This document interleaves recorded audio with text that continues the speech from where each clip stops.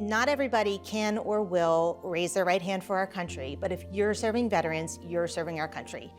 Went to basic training back in 1983. Later on, I was commissioned in 1985. And then 2 years after that, I went active duty, deployed to Desert Storm. And I remember this Kuwaiti family. They get out of this pickup truck. This father lifting his daughter up, and he had us give her a hug and give him a hug. And he said, "Thank you, America." I served from 1997 to 2004. I actually joined the Marine Corps Reserve in '97, straight out of high school. Spent some time infantry, then moved over to the logistics. And in 2003, I was activated as part of Operation Enduring Freedom, Operation Iraqi Freedom. I'm a respiratory therapist by training, so I've always had that drive to help people and, to give back in some type of service. And this is a way for me to feel like I'm making a difference in helping people. I am an accountant by background.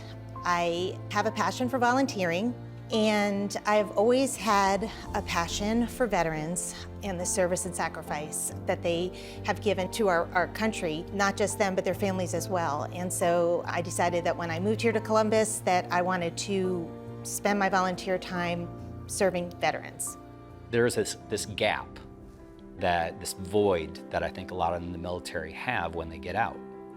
And that gap being the camaraderie and the esprit de corps that you have with your teammates. Those first few years, it was just a constant struggle. I just had to put my head down and keep pushing forward. I started to feel this sense of void of how can I give back, how can I help? Thankfully, in 2015, I found Team Red, White, and Blue.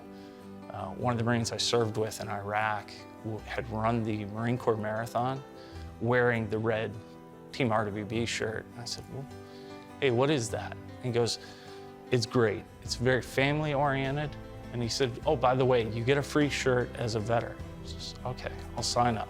So Team Red, White, and Blue, we try to get veterans active again, get them off the couch, get them out into their community.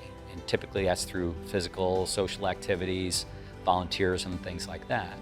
I started running again, started doing more events with Team RWB. And from there, I realized, hey, here's my way to give back.